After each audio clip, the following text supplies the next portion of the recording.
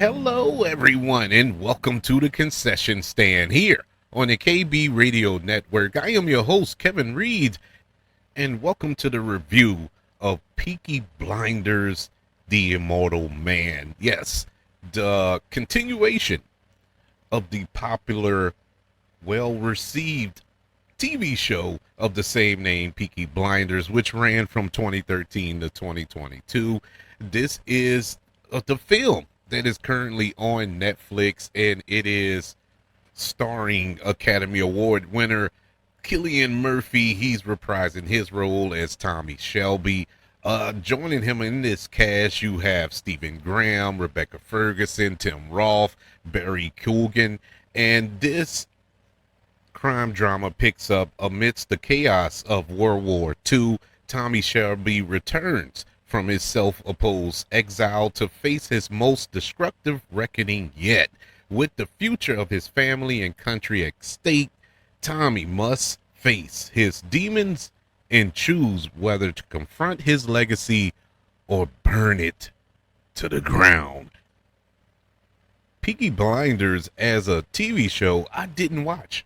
Shockingly enough, I've seen a few episodes. My wife, she watched it. She watched it religiously. She loved that show, and I see why.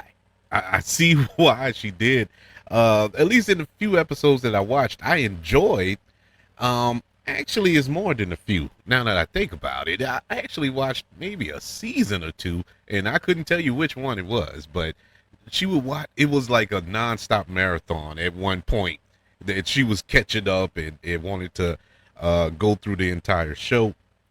I wasn't ready to commit to watch 10 seasons of a show or however long it was. I just couldn't do it. So I watched a few, and I enjoyed what I watched. And I was a little skeptical about watching the movie because, I'm not a Peaky Blinder guy or whatever they call their fan base. I don't know what are they, blinders or whatever, but I just did not want to watch this and be lost for 2 hours. But I'm happy to report, if you are a Peaky Blinders guy or gal, I'm more than certain you would enjoy this movie. And if you haven't watched the TV show, like me, not a avid watcher or viewer of the show, you still can enjoy this movie. I was not lost at all. I knew everything that was going on. Now, granted, I knew a lot due to the pieces of the show that I did watch, but even with the elements that I wasn't familiar with, I got caught up fairly quickly, so I could follow this movie very well, and I did. This movie was really good. This was an awesome movie. I love crime dramas, gangster films, and stuff like that. So this was right up my alley, which begs the question why I didn't watch this show. But I did enjoy this movie. Cillian Murphy, I mean, what else could you say? I mean, the dude is amazing in everything he's in. He's amazing as Tommy Shelby, and we got to see every element of Tommy Shelby. If you're a fan of the show that you are familiar with, he eased right back into that role.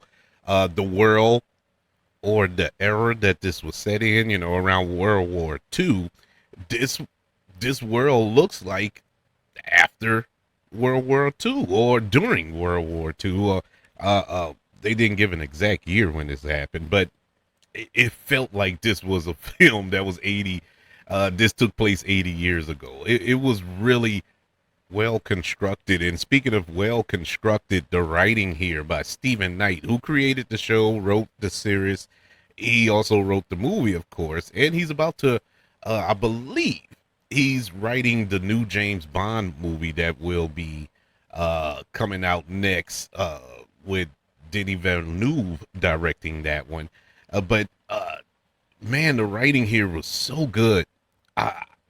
You couldn't help but get engaged with these characters. And once again, the writing was so good, you didn't have to watch the entire show from beginning to end to know everything that was going on in this movie. And the only way you could pull that off is excellent writing. And I really appreciated that. It wasn't dumbed down. It wasn't like it was dumbed down for those who didn't watch the show. It really it was just easy to follow, and that's a testament to Stephen Knight and the director Tim Harper, who directed this movie very well. One, it looks gorgeous. Secondly, it was paced really well. There were moments where this could have turned into a cheese fest or a nostalgia trip to kind of honor the TV show or give little nuggets here, Easter eggs here. And I'm pretty sure there are Easter eggs throughout this movie that I didn't catch because, like I said, didn't watch the show. But it didn't rely on that. It really relied on the character building and pushing the story along. And we got a satisfying movie out of it. My main takeaway for this movie was Barry Keoghan. I Barry Keoghan is one of the best young actors, or underrated, because nobody talks about him. Everybody talks about the Robert Pattinsons of the world, the Timothy Chalamets of the world, the Michael B. Jordans of the world. You know, around that age group, and nobody talks about Barry Keoghan. Now, granted, Barry Keoghan, he doesn't pop up in a lot of blockbuster films. He mainly hovers around independent British films and stuff like that. But this dude is phenomenal. I love him in everything he's in, and Peaky Blinders, The Immortal Man, is no exception. It's somewhat his movie. It it's Cillian Murphy's movie, but it's Barry Keoghan's movie as well. He I guess this is kind of a passing of a torch type deal. Not to get deep into spoilers and whatnot, but it's like a here you go, son. You know, here you go. This is yours now. You know, here's the keys to the Ferrari. Drive it. Just don't wreck the car. It was that type of feel. And if they do more, if continue on with the show or even do more movies or whatever the case, I'm on board if Barry Keoghan's involved. I loved his character. I loved how he plays this character. The dynamic that he is dealing with. You know, Tommy Shelby is dealing with a lot of internal crisis, but so is Duke in this film. So I love the dynamic between those two that eventually collides with one another, the father and son here, and I loved how that was played. If there's some negatives that I have about this movie, and they're pretty nitpicky, but valid nonetheless. The villain isn't really flushed out enough for me. You know, Tim Roth here, and Tim Roth is another phenomenal actor for years. I mean, going back to Reservoir Dogs and Planet of the Apes. I mean, the list goes on and on. You know. He was Abomination in The Incredible Hulk and all this. He has a interesting filmography, and he's excellent.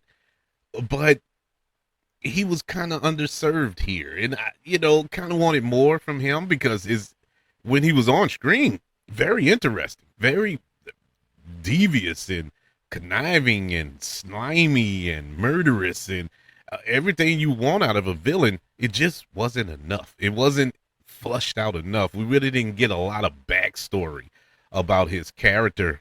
And I know that when you're dealing with a movie like this, or telling a story like this, some characters are going to suffer, but I wish it wasn't his. I wish his was a little more flushed out, so you could have had a little more connection with his character. Now, with that being said, maybe that character was in the show. Now, if that character was in the initial show, okay, I really don't have a leg to stand on there. But I'm just going off of this film. The film really didn't give me a lot of meat on that bone as far as a villain that I wanted vanquished. I did, because he was just vow, but I wanted more substance to that. Um, my other gripe would probably be the climax, the big climactic end to the movie. It didn't really satisfy. Like it didn't hit like I don't think they intended it to. It didn't have that oomph that I wanted it to have, and I can't get too deep into it because I don't want to spoil it for those who haven't watched it. But it just happened, and I know in life things just happen. So I can't get too upset with that, but at the same time, you know, for characters or a character that you've been following, and I'm speaking to those who are big fans of the show, been watching it from the beginning, going back to 2013, you kind of want uh more of a significant conclusion. And I don't think we got that. Now, I was satisfied with a certain aspect of the end involving our main character because of what they set up in this film. But I just felt it should have been a little more. Now, this is me grasping at straws. It's not a big gripe. It's really not knocking the movie but I'm thinking in the whole grand scheme of it all, you know, I, you kind of want something more grandiose, and it wasn't grandiose in my humble opinion, but it was a tad bit satisfying, but not enough to fill me up, if that makes any sense. I'm dancing around it because I don't want to spoil it, but just see it for yourself, and I will come back and discuss it later. But in any event, overall, I thought this was a really good movie. I enjoyed it. I think fans of the show will enjoy it. I think if you didn't watch the show, you can still enjoy Peaky Blinders, The Immortal Man. I give this a letter grade of a B plus. Yeah, man. Netflix, always, man. Netflix has a real good win percentage, in my humble opinion, when it comes to films and television shows, especially over the last few months. I've enjoyed the products they have been putting out, but that's just one man's opinion. I would love to know yours. What did you think of Peaky Blinders, The Immortal Man? Did you enjoy it? Are you a fan of the show?